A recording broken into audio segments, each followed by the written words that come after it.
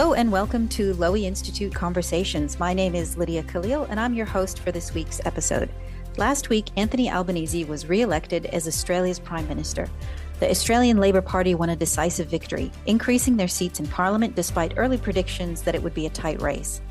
While Albanese's win clearly demonstrated that Australians valued the stability among the global turmoil, we're here to discuss how Albanese's re-election is being received in our region.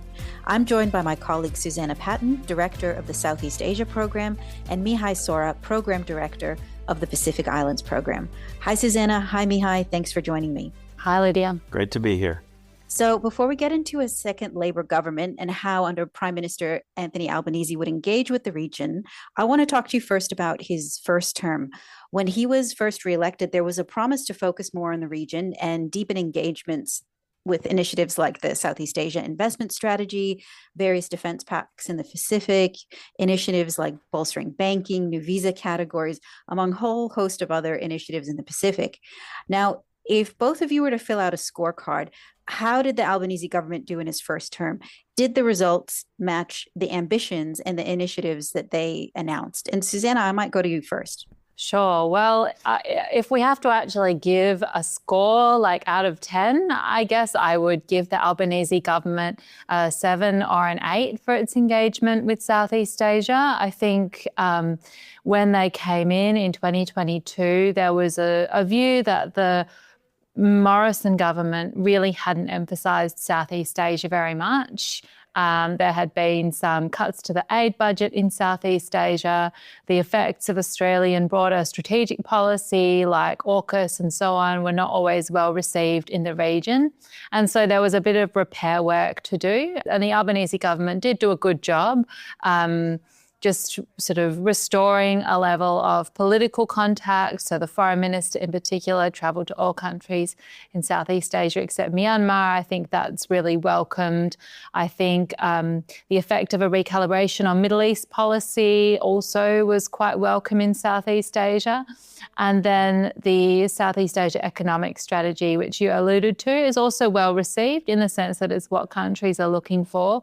We can debate the efficacy of it, and there are some who criticise it for not actually having a great impact so far, but ultimately it is a long-term endeavour.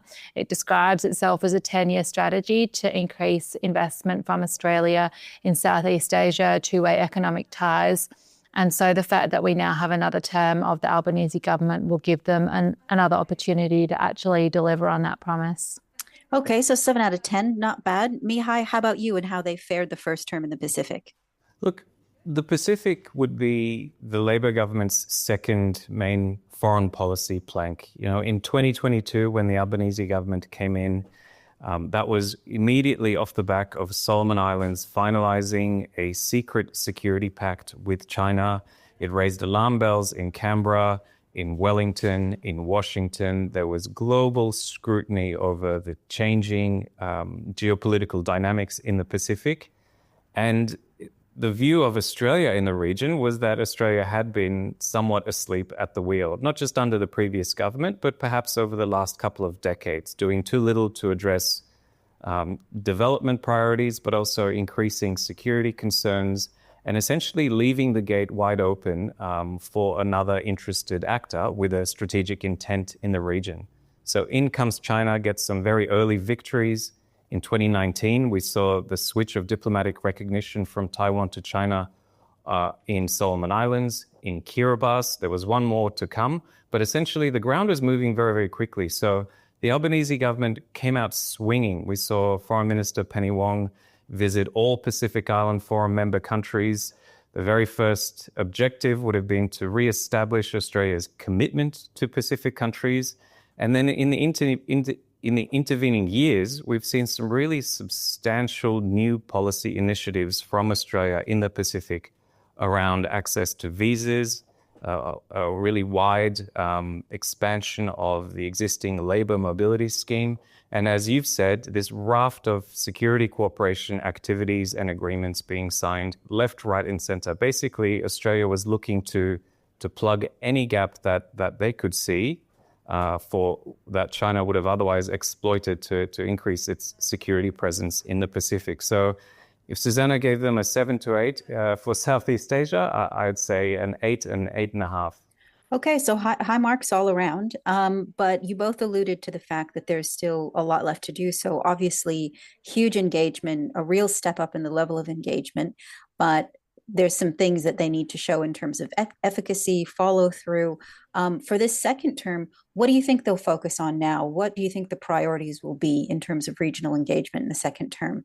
Susannah, what are your thoughts? I think for Southeast Asia, it will mostly be continuity. So trying to increase in some areas where we can develop the political relationships further. So, for example, with Singapore, we're coming up to the 10th anniversary of having a comprehensive strategic partnership, so we can expect new announcements there. I think likewise with the Philippines, with Indonesia and Malaysia, we'll see continued focus. Timor-Leste is very important as a country in the region that is really a lot more vulnerable, relies a lot more on aid from Australia.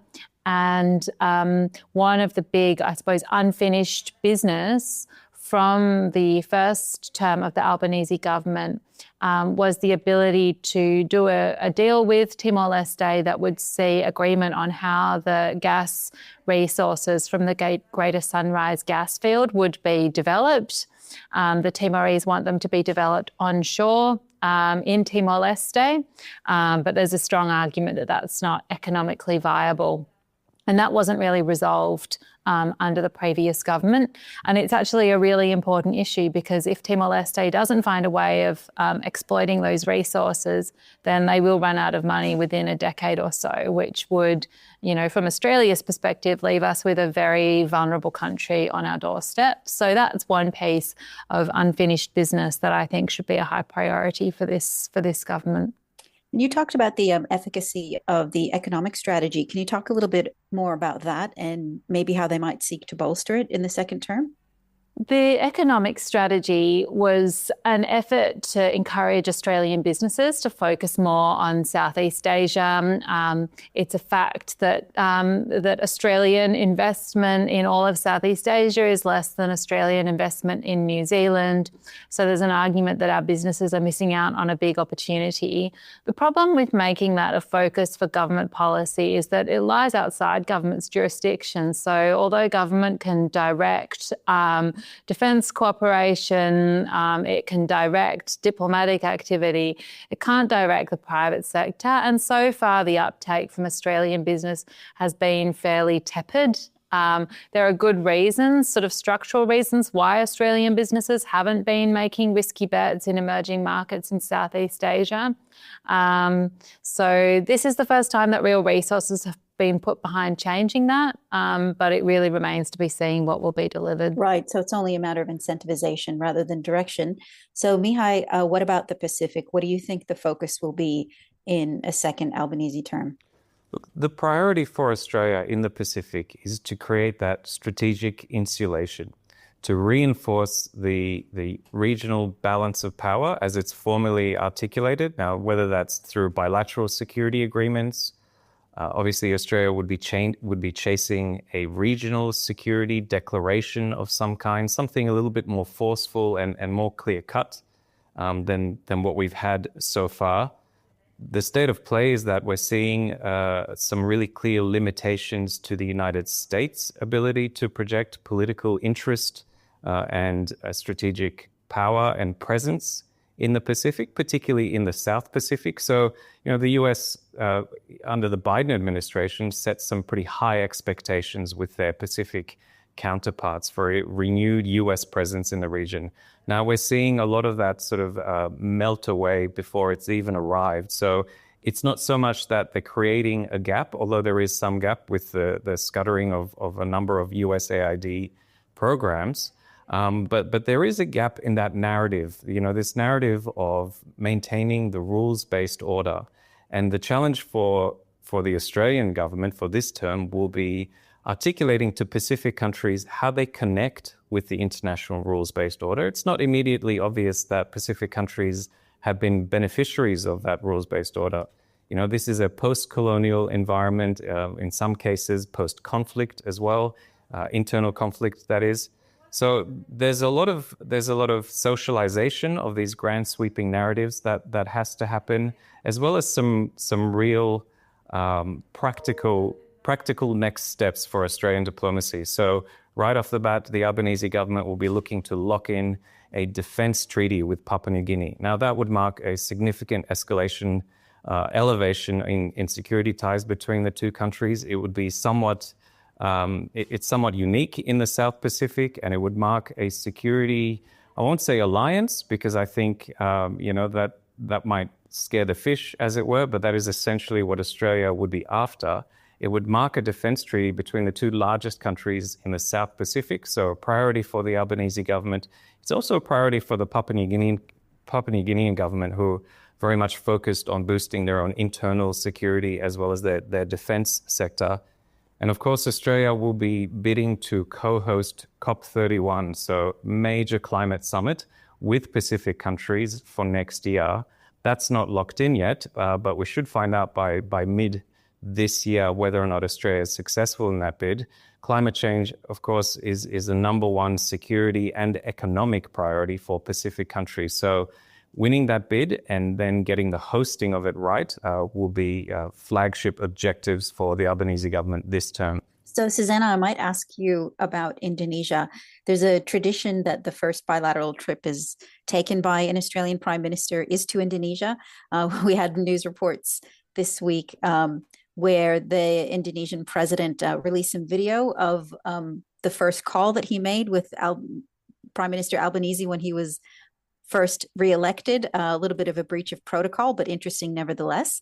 And in that phone call, Albanese did say that he would make his first trip as Prime Minister again to Indonesia. What do you think is going to be on the table for discussion during that visit? Do you think it's merely a relationship tending, or should we expect anything substantive to come out of it? I think it's primarily relationship building and should be seen in those terms.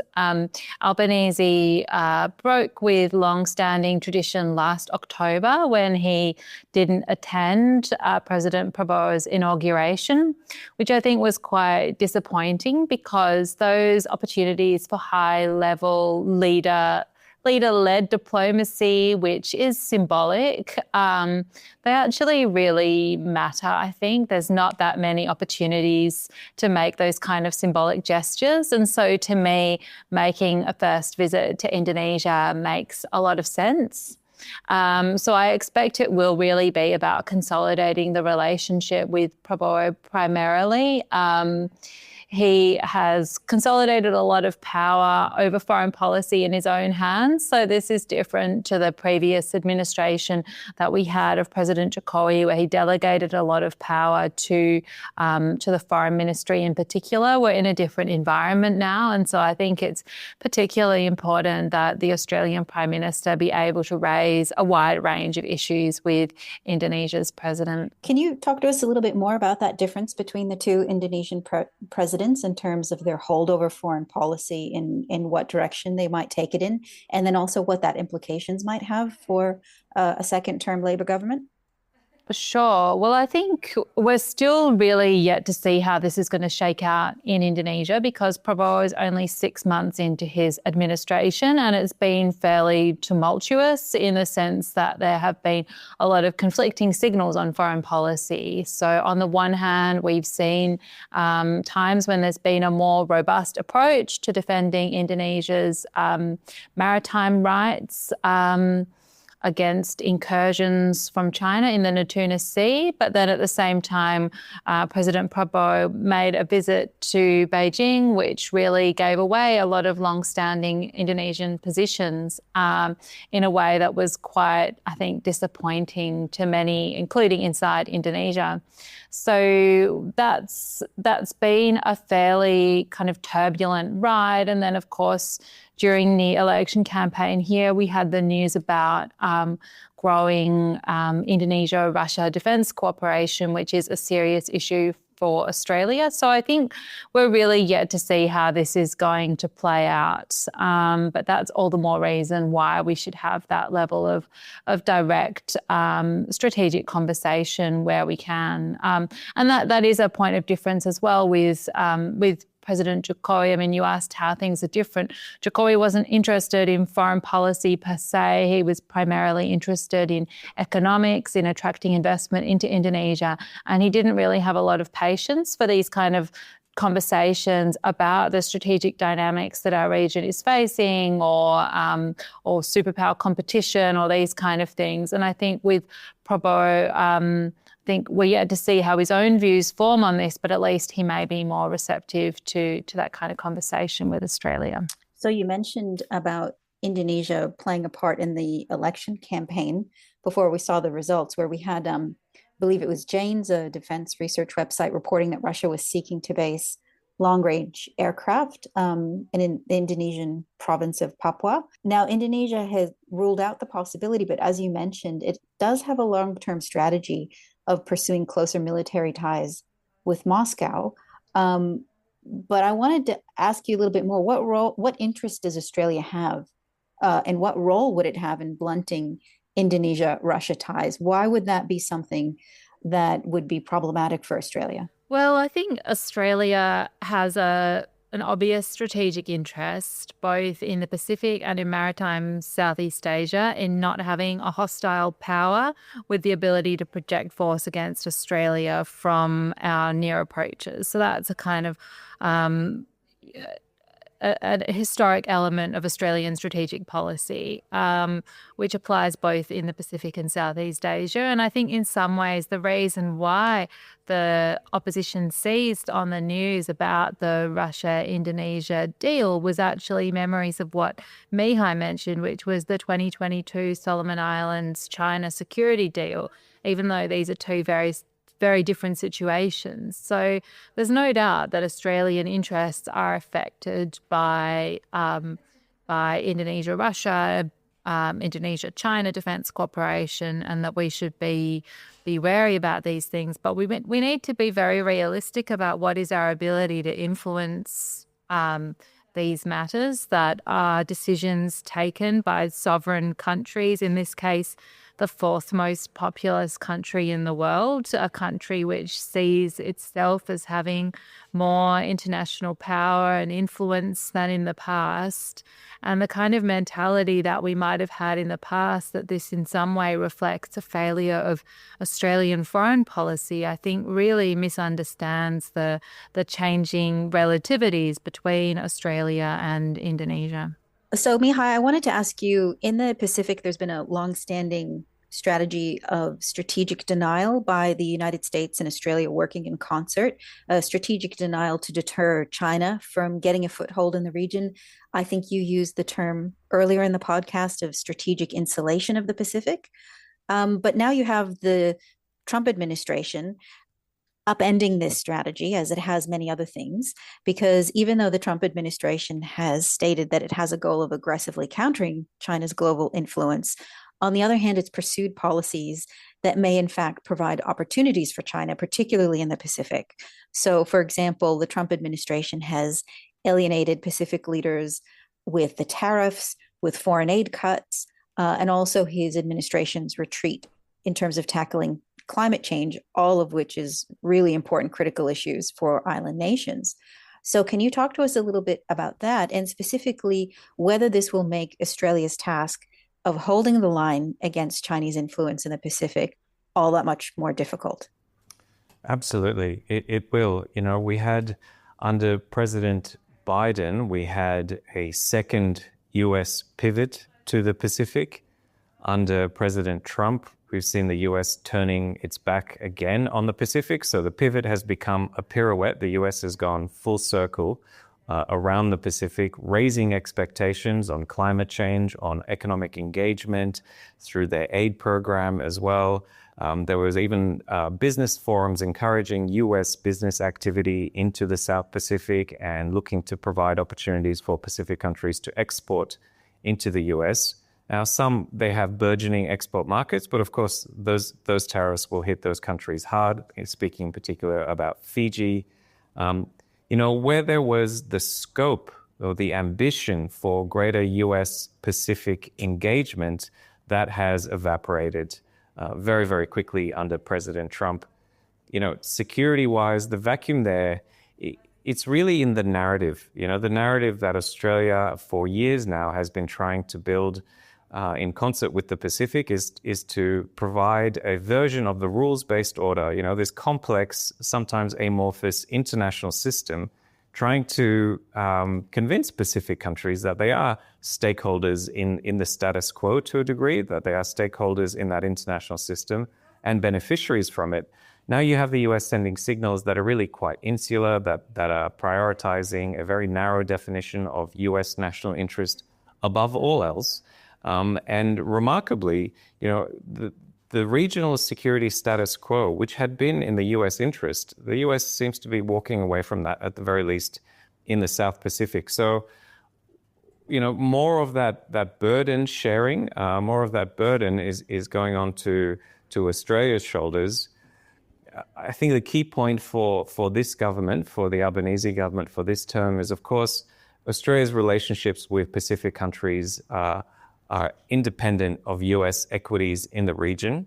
While it would have been beneficial to have the US as a more visible partner, Australia's relationships are based on partnership, on mutual interests with Pacific countries. But, the key problem is that this comes at exactly the wrong time.